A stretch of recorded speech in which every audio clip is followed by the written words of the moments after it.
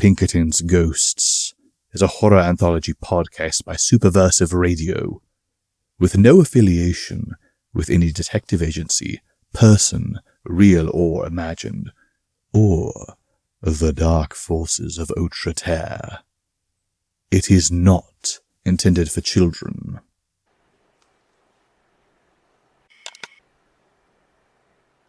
Jack Morrow here. Glad I got to the motel before the rain hit. We needed it. But what I did works so much better on dry roads. By joyous happenstance, a mission from Control had come in around the area of a Grand Mason lead. You can imagine my ecstasy. I appreciate you giving me my head when it comes to these things, Control. And it so happened that the movement of occult goods through Russellville, Arkansas, was run by one Robert Ip, a man who I suspected to be connected to the Grand Masons. It didn't take much brain power. It also helped that the lead had been eaten by crows not more than an hour before my arrival. It was grislier than normal. His face was pulled open and everything soft was eaten out. His guts were pulled out and transformed into a bloody nest. A single crow egg was carefully set in their warm midst. Of course, I had more than enough to recognize poor Robert. I had seen this before. I abandoned my investigation as fast as I could. This was the second man on my list killed by the crow things. The first, well, I didn't know what I was looking at. You'll have to forgive me for not recognizing the clear signs of a killer with all the chaos this person had been turned into. I still found the egg, but considering the man was, according to my intel anyway, a human trafficker, I thought it was a weird sex thing. What we're fighting, it's a reasonable assumption. I burned rubber to my third target. The list was the same one I compiled from the various brokers and dealers who worked in our circles. One had died a day after my visit. I hadn't visited the corpse. This was the same one that had led me to Herman Goldstem from the previous case. The one after Herman was dead, Perry Smithson, as I just mentioned, and now Robert Ip. The third man, Marion Wilcox, could be dead already, or skipped town. These guys always talked, and they knew it. I slammed my brakes outside his driveway an hour and a half later. He was throwing what he could into a fancy car that would have stood out anywhere outside of a six-figure neighborhood.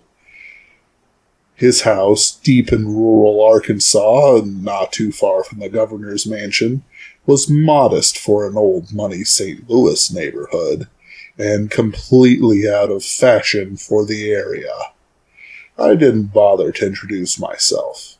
He was in such a panic that he didn't catch me skulking into his bushes until it was too late. Well, better him than me.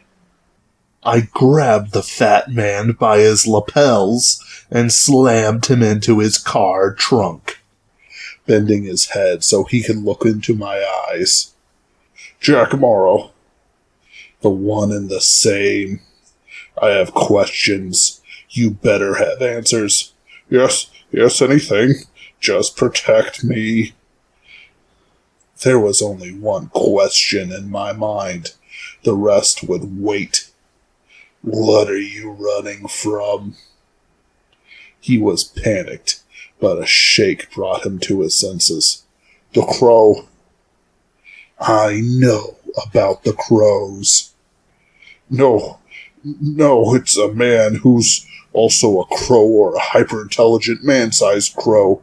He commands or controls or is, I don't know, the crows he uses. He's always been a sort of niche assassin. Lives somewhere around the old Tennessee cemetery in our Louisiana. Very hard to get a hold of. I didn't think it was possible, really, but after Perry and Ip, you gotta protect me. He groveled and grabbed my own lapels. Look, I know that you're trying to track down the Grand Masons. Rumor is your dad screwed you or something. I don't care. Screw him. Screw him. Yeah, I'll tell you everything. Just kill the crow. Protect me. He sputtered and spat. There was a squawk above our heads. I pulled out my shotgun. It was night. I couldn't see anything. I had the man by his collar and pulled him behind me, protecting him with my body. Assassins will, as any can imagine, kill whoever goes between them and their targets, but it's rarely the first choice. If the Crow Man thing was a physical being, going one-on-one with a man with a gun might not be in its best interest. I heard the birds flutter into the trees. I couldn't see them against the night sky. The squawking began low and slow, then grew into a cacophony. I backed the two of us towards the man's door. It wouldn't stop anything if it hadn't stopped it from getting to Perry and Ip. Marion gibbered to himself in a wordless gush. He was panicked in a bad way. I let him do as he pleased. When we reached his door, he had the presence of mind to open it. There were crows over the lintel and on the gables. I ignored them. There are rules to monster fighting. Most of them you have to get down to reflex. These were random crows under the sway of the Crow. Likely they wouldn't attack until their master decided the time was right, or I acted in some way to trigger them. This is the usual behavior of such creatures. When Marion opened the door, I pushed him in. I slammed the door on a crow trying to fly in. The crunch of the door was dull and wet. Blood squirted onto the walls, and it squawked once in its death rattle. The rest of the crows started croaking outside in unison. You could almost hear them cry, "Kill you! Kill you!" I kicked out the dead body and locked the door against the corvids outside. "He's gotta be here," Marion whispered to me. "Any other unlocked doors?" No, deadbolt too." I moved him closer to the center of the building. The house was garish and filled to the brim with expensive junk. I ignored the fake paintings and tacky pseudo-mahogany furniture. Harpoons and gas-powered harpoon guns framed a gigantic replica great white shark that lined one wall of the dining room. I took one of the guns down. It was real and functional. I'll never understand the rich. No, who am I kidding? The wall was kick-ass. I wanted a shark wall.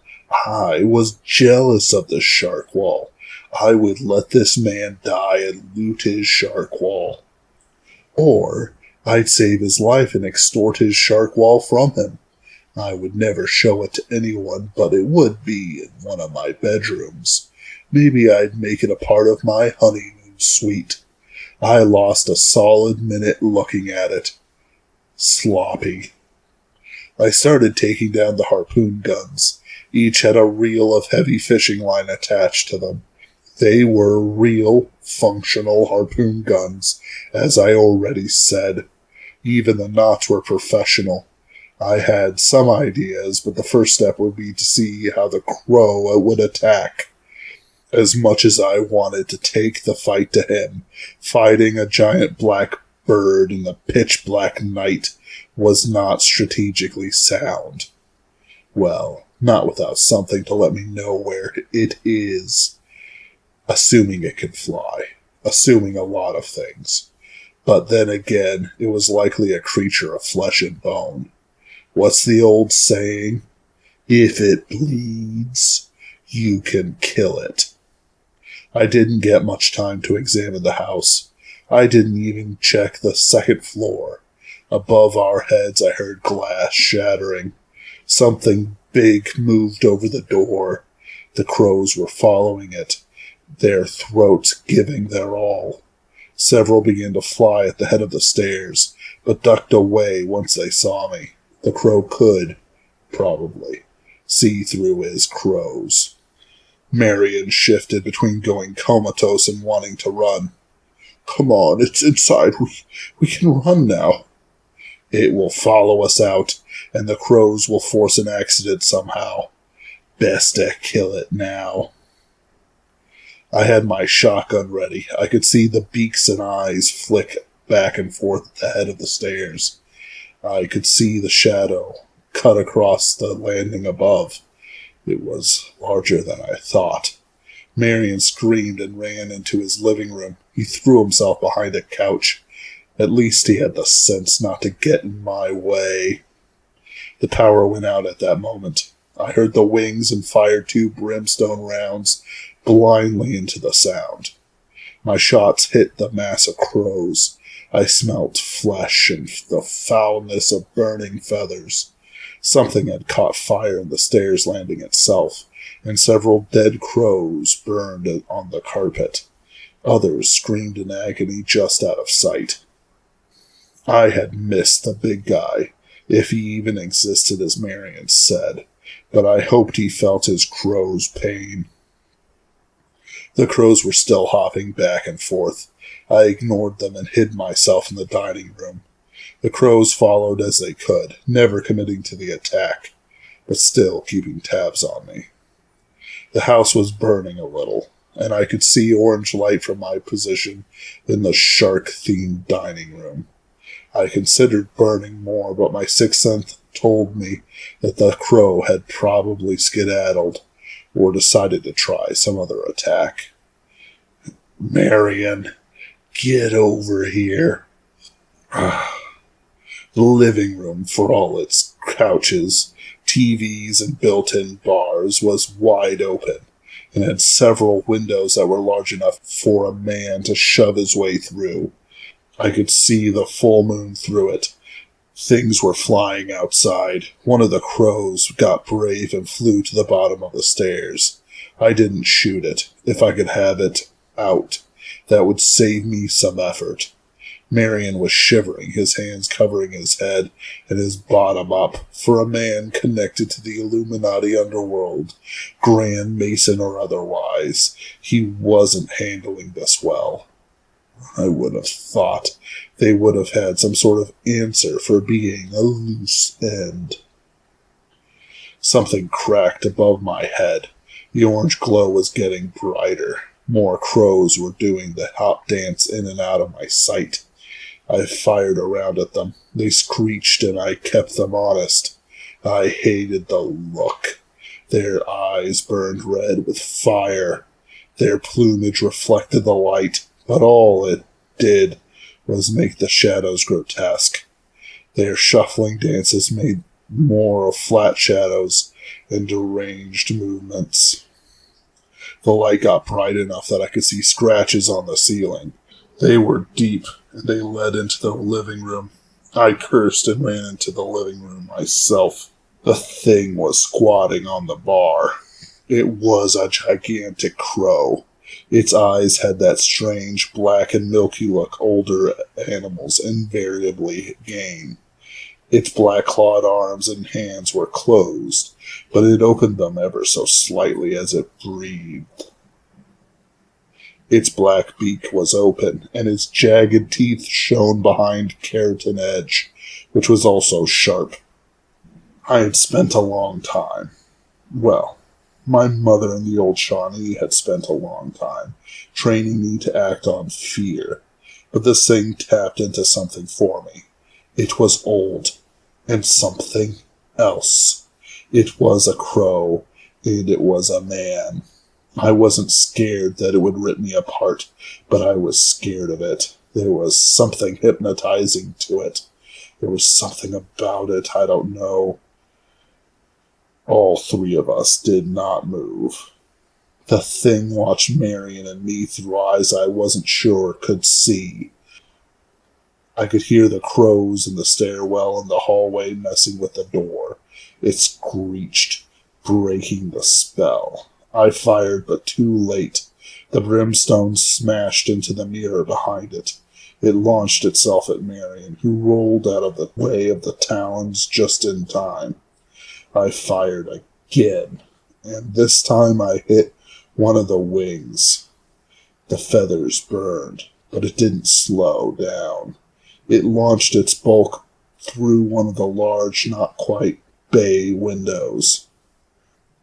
I cracked open my 1887 shotgun and plugged in slug rounds. Feathers could resist crushing, and brimstone did not have good penetration. But these things would be another matter. Let's see this monster ignore a slug tumbling through its guts. Marion got to his feet and pointed behind me. Crows had lined the hallway with the door open behind them. They were just looking at us, their heads cocked and straightened at random. It was like looking at a CGI animation, where the computer would randomly cause the characters to take the same actions at different times. It was a distraction. I turned and fired into the window behind Marion. I know I hit it, but it didn't matter. The crow smashed through the remains of the window and grabbed Marion. It didn't slow down. Instead, it bowled me over with its wings and kept going until it passed through the living room and into the hall, and out the door. I ran for the dining room. I batted away crows with my shotgun in my hands, keeping them away from my eyes. I grabbed 2 of the harpoon guns. The crows flew out of my way. Whoever controlled them didn't give them any courage. Some tried to tear at my ankles, but I kicked them out of my way. The stars were out, and the moon was bright enough. I could see Marion struggling in the grasp of the squatting creature. It sat in the crown of an oak tree. I could see blood as the crow tore at him with his beak. An evil way to go for an evil man. It raised its wings to threaten me. I fired the first of the harpoons. It struck the monster's leg. It screamed and flapped harder. I fired the second and hit its wings. These 2 would do. I ran to my car, keeping the lines as clear as I could. I opened the trunk of the Unismasher and slammed it shut, with the harpoons and all inside, the wires poking out. I prayed the reels would hold. The crow was flapping away, ignoring the harpoons in its body. Not that it couldn't tear them out without severely damaging itself. I started the car and drove in the opposite direction, towards Highway 530. It wasn't wise enough to wrap the lines around a tree or something smart like that. Or perhaps it was in shock.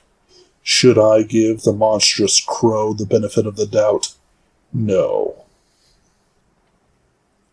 I was already hitting 70 when I hit the highway, and I didn't slow down one bit. The crow was flying as best it could, but the harpoons in its wings dragged it down. It fought tooth and nail, smashing into light poles and ripping through billboards it had tried to latch onto. It wasn't enough. I passed Woodson just as it kissed asphalt. I didn't stop when the Highway 530 ended either. I kept going down Highway 63 until I was past the Philadelphia Cemetery.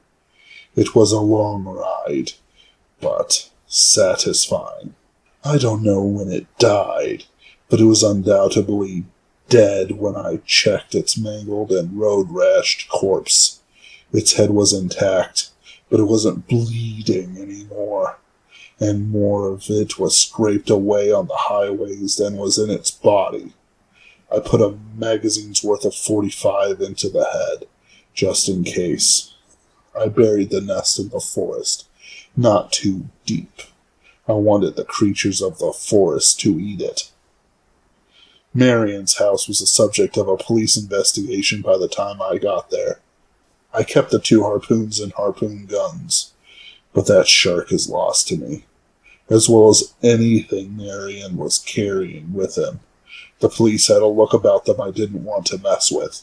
Corruption runs deep in Arkansas. I don't think the Grand Masons are so base as to simply hire police. Marion was a local politician, after all. It could have been the usual graft. I drove off and away. I still wasn't any closer to Jeremiah Pike, but I had killed an asset of the Grand Masons. I could go for some chicken. Jack Morrow, out. Pinkerton's Ghosts is a podcast distributed by Superversive Radio, licensed under an attribution non-commercial, share-alike international license.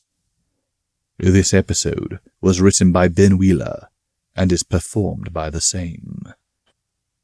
Ben Wheeler edits, directs, produces, and herds cats. Kid Dickerson performs our audio editing. Visit us on Facebook, read articles on superversivesf.com, or listen to us on unauthorized Acast, iTunes, or Spotify. Contact us through Twitter at @PinkertonsGhost, email us at pinkertonsghosts@gmail.com, or send us noble messenger possums with messages strapped to their backs. Don't worry, they know how to find us. Thank you for listening, and good luck.